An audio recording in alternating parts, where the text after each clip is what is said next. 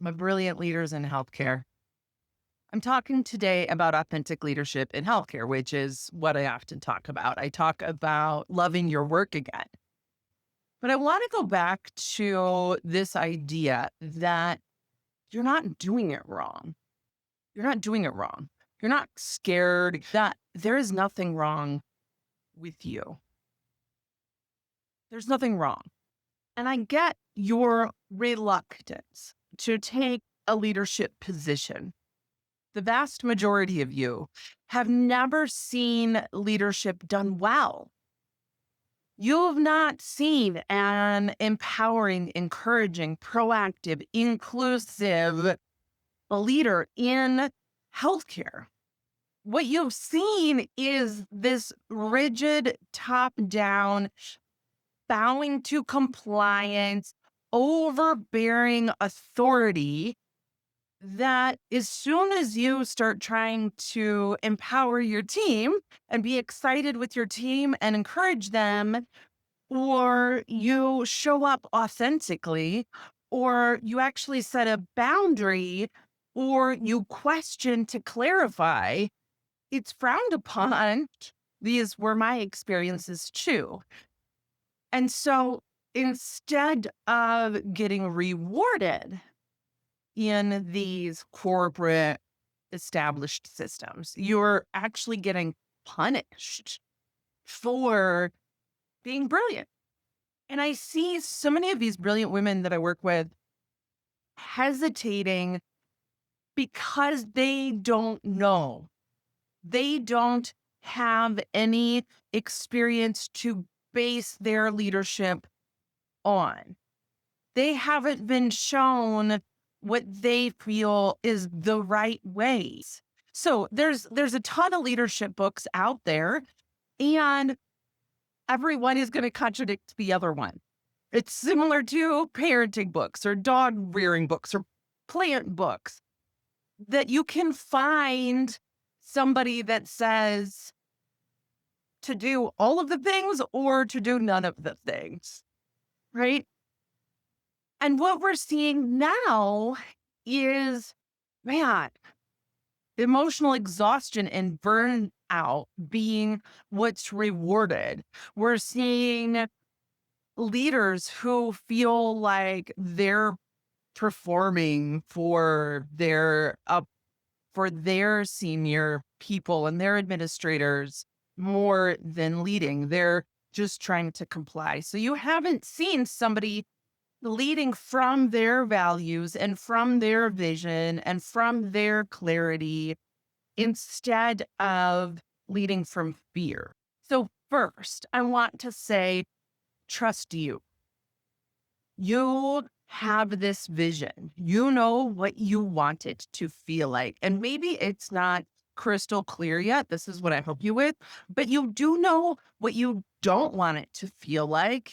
You do know that you want to be caring and compassionate and that you want to encourage and support your team.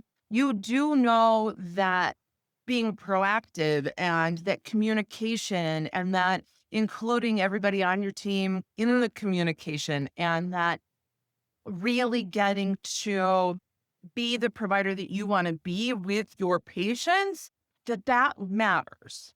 You know that working together as a team and actually taking care of what matters, that matters.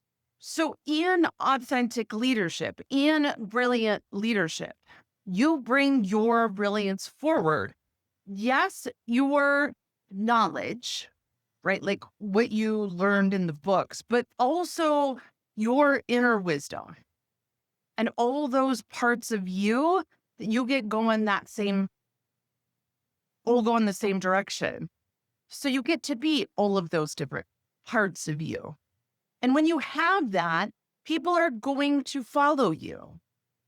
They just will. So there's a couple of things that we're going to talk about today. We're going to make your decisions from that clarity and align everything to that vision. Yes. And things that aren't that, the way that you want it to feel, you get to let those slide away. So that's setting up your yeses and your nos and your boundaries and your standards. You get to make decisions with your team from this clarity. Hey, this is how we want this to feel. Yes, you can see your 1,000 patients in a month or whatever it is, but do you want it to feel spacious or do you want like the adrenaline rush? Yeah. Do you want to feel like a team and like you're working together and high fives in the hallway? And do you want to know that if you're asking for help, it's because you truly need it because everybody's working to the end and just really having a good time and flowing and vibing and jamming and really, really going? Like, what's the feel that you want? I'm not going to tell you my way because it's not about my way. Now, there are fundamental skills that I talk about in a leadership. One is awareness, having awareness for yourself, the parts of you, your team, the macro, the communities. Yes, awareness. Number two is leading by example. Lead by example. That's easy. You're doing it the way that you want to do it. So people are going to see you doing it the way you want to do it. Training your team. Yes, on the technical skills, but also on the how you want it to feel. Empowerment. You've gathered these people around you. They've gathered around you. You want to hear from them. You want to delegate to them. Yes, they're better than you at certain things. You want them to be doing those things. Yes. Encouraging. This is a huge missing opportunity in healthcare. Hallway high fives, generous, genuine gratitude. Thank you, thank you, thank you, thank you, thank you. You cannot say enough genuine thank yous, right? You did a good job. I heard you say that. That's exactly how we want to do that. Yes, you're overthinking it.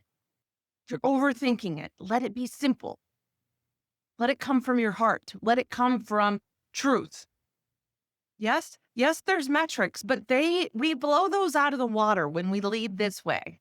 Every clinic I worked at whether I had a leadership position or not, and I did this way, our numbers would go through the roof. We would double department revenue. We would increase surgery schedules by 30%. We would bring in an extra $100,000 cash. We would, whatever the thing was, right? Conversion rates went up. The doctor stress went down. Like, this is just stuff that happens when you are leading from your heart. Yes. And the last one is redirect, either back to or away from, right? Invite to go and grow elsewhere and redirecting back toward that initial how you want it to feel. Okay. So those are some of the skills that are involved. Right. So those are the 6 skills that we talk about.